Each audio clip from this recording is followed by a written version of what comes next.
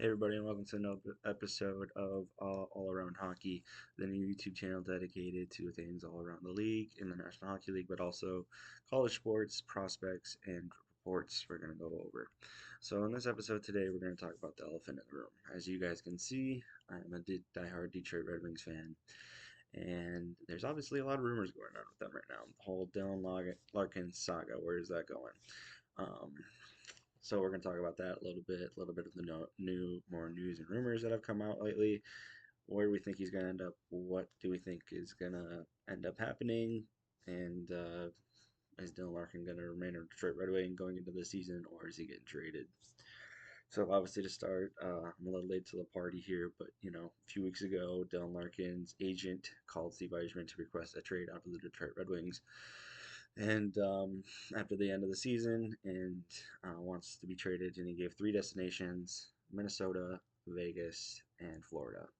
Since then, the Florida Panthers have gone on to acquire Brady Tkachuk from the Ottawa Senators in his own sign and trade, in his own, not sign and trade, excuse me, but his own little saga that he had.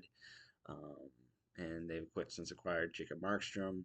They're not willing to trade Anton Mondell from all rumors and reports going around. They traded a lot of their draft picks, a lot of draft capital. So I don't see it working out with Florida, but it's Bill Zito. You never know. He could figure something out. We thought he was going to resign all the guys he did last year, and he didn't. He figured that out with Marchand and Bennett and them. So Bill Zito works magic somehow, and maybe that he can figure that out. But um, Vegas traded Pavel Dorofeyev to the New York Rangers at the draft. Pavel Dorofeyev then signed a new 7-year, 7 time 11 contract with the New York Rangers.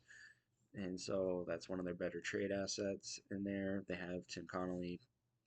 He's a decent prospect, not too bad, but is he centerpiece of a Dylan Larkin trade? I don't know. They'd also have to trade a lot of their center depth that they have with Tomas Hertl in the trade, possibly. I just don't know if it works out cap wise, or even if like guys like Hertl would even agree to a trade to the Detroit Red Wings. He has a trade list specifically too. Um, that leaves the Minnesota Wild, who Bill Guerin said a couple at the end of the year press conference that he needed a number one center. They since made a pretty interesting trade with Calgary the other day, where they traded Jacob Middleton to the Calgary Flames for Blake Coleman and Ole Mata. Blake Coleman's a pretty solid top six, top nine winger on that side, and provides good two-way skills. Not a bad pickup for the Minnesota Wild, but he's not a center. They're still looking for that number one center. Joel Eriksson is their number one center that they got right now, and they have Ryan Hartman as well, who was really good for them last year and came up pretty big in the playoffs. Obviously, Joel Eriksson got hurt in the playoffs in that round with Colorado, and so did Jonas Brodin, and I think that really derailed their chances of winning that series. They did acquire Quinn Hughes, obviously, in the trade deadline last year. Sore subject for Detroit Red Wing fans, since there was a trade to acquire Quinn Hughes in place to come to the Detroit Red Wings, and it did not happen because they wanted to make sure that a contract extension was going to be made, or contract commitment was going to be made by Quinn. There was no commitment. He's from the Michigan area. He probably would have, I'm assuming, um, got a contract extension, but you never know. That's a different reality from what we are living in now, and what a difference that trade made, and what a difference it makes now. Because if Quinn Hughes gets traded to the Detroit Red Wings, is Dylan Larkin asking for a trade out of Detroit? Most likely, probably not. And are the Detroit Red Wings making the playoffs if they got Quinn Hughes? Possibly, but obviously, March is a bad month for Red Wings and Red Wing fans, and so who knows what would have happened in that reality. Obviously, Quinn Hughes is now a member of the Minnesota Wild, and Minnesota is all in on getting Dylan Larkin. So here's the thing: they don't have much in terms. There was a report from Nick Kyprios the other day in which they said if Matthew Boldy was included in the trade, it'd be done. It'd be a done deal right now. Obviously, Minnesota's been the main target. Everyone's been thinking it's going to be Minnesota. Everyone's had him going to Minnesota. Everyone says they're their favorites. And every person's like Daniil Yurov, Charlie Stramel, first round picks, yada yada yada, all that stuff. If that was the case, I think a trade would have been made now. Obviously, that's not the case, and I don't think that's what Steve Eichmann's looking for. I do think he's shooting for Matthew Boldy, and he should. He's a top. You look at the trades that happened recently. I mean, Bowen Byram fetched a fourth overall pick. That's just one example. And Brady Kachuk brought in a bunch of picks. And Brady Kachuk's pretty productive. Obviously, a great player, a lot of production. But he's a winger, and center is a valued position in the National Hockey League. Just ask Craig Button. I watched an interview with him with TSN recently where he said, you can have all the good wingers you want, but you really need to be solid up the middle. That's another thing that the Red Wings need. Where's their center depth if they trade Dylan Larkin?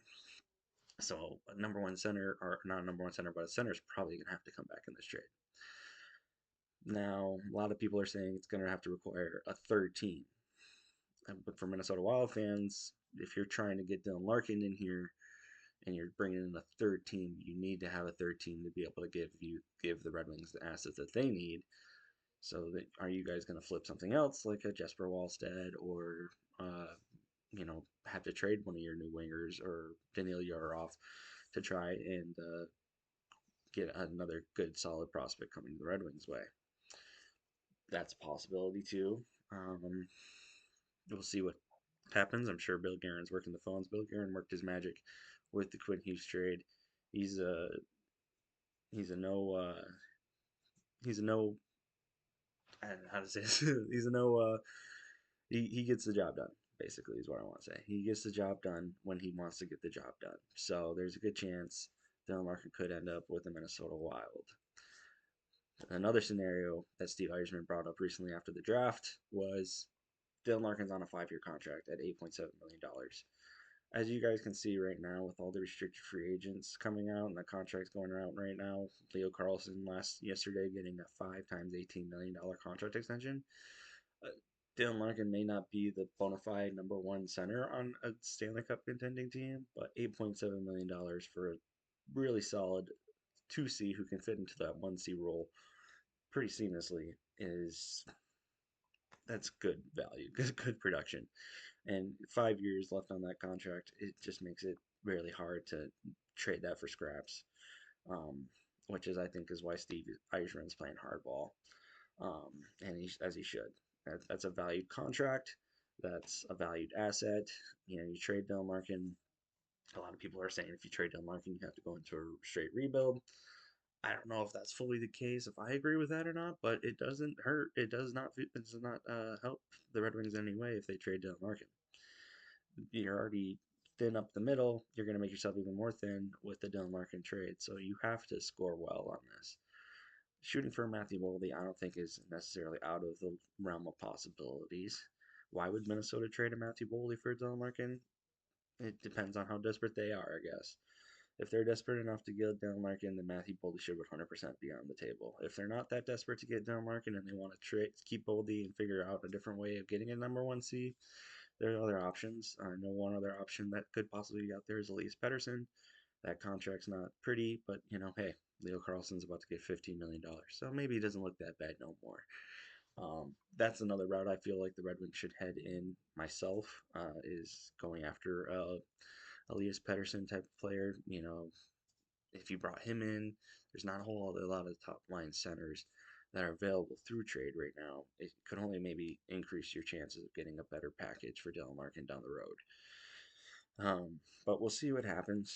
There could be a chance Dylan Larkin's still a Red Wing come training camp. Right now, it's looking pretty good, like a good chance of that possibly happening. How does that affect the Red Wings roster? According to Puckpedia, the C's been stripped off of Dylan Larkin already. So how does that end up playing into things now? Was that another reason why Dylan wanted out? Was because the C was possibly going to get stripped from him since all the March collapses? You can blame it on Steve. You can blame it on the players. You can blame it on whatever you want. 3 years in a row of straight, blowing it come March is not a good look for GM or players wise, and especially bad for leadership wise. I'm not saying it was all on Dylan Larkin. I'm not saying that it was all on Steve Yzerman. Everyone plays a role in this right now, and there's a reason why it's kind of going for a messy breakup at this point. So I don't know what you guys want to think. Do you guys think that asking for Matthew Boldy is too much? Do you think that there's no chance that Minnesota even thinks about trading Matthew Boldy in a trade? Do you guys think Dylan Larkin's going to be a Red Wing come training camp? Do you guys feel like he needs to increase his lists? Personally, that's one of my opinions right now because it doesn't sound like he's increased it. There was rumors of possibly that he increased it his list to like maybe two more teams or something, but there's been no concrete like settled in like yeah he's increased it to five teams that he wants to go to now instead of three. Florida's kind of looking like they're probably out of it unless they include like a Lundell type of thing. Which why would you do that at this point if you're Florida? I think you got the team to make a run for a cup again. Um, why would you do that for Dylan Larkin? Somebody who hasn't played in the playoffs in 10 years or something like that. Which again is another reason why Dylan wants out of Detroit. Can't say I blame him, but I also, as a Red Wing fan, it doesn't feel feel the best when your captain wants to leave Detroit. So, what happens next for that? We'll see. Does he need to increase his list? Is it Minnesota our bust? Is it another team? Um, how long is this saga gonna go on? At this point, it's going on almost a month now or something of this going on with these trade rumors. You know, there's still lots more to be done, especially for the Red Wings. They acquired Victor Arvidsson, and which may be a Patrick Kane replacement, maybe not. We'll see what happens there. There's rumors of him going to Buffalo to play with his hometown Sabres, or possibly even a Blackhawks reunion, which wouldn't be a bad thing for him as well. What do you guys think is going to happen? Is Alex DeBrincat? That's another factor in it. There still hasn't been any concrete evidence that Alex DeBrincat wants to stay yet. He's on the lot going on the last year of his contract. He wanted to come to Detroit. He basically demanded a move from Ottawa to Detroit. Does he want out of this? Is that what's going to happen next? Is how many phones is Stevie working on at the same time right now? It's hard to tell. I definitely think Bill Guerin's going to try his best to get this done, but we still haven't really heard about any third team or what's going on there. I know a lot of Minnesota Wild fans do not want to trade Matthew Boldy in this, and that's fair. He's one of your top forwards. It's hard to do that, but it's really hard to make it now too for them as well. If it was Danilo Yarl, if Charlie Strandberg picks, the trade would be done now. Obviously, that's not enough for the Dylan Larkin trade to go and happen. So what's going to happen next?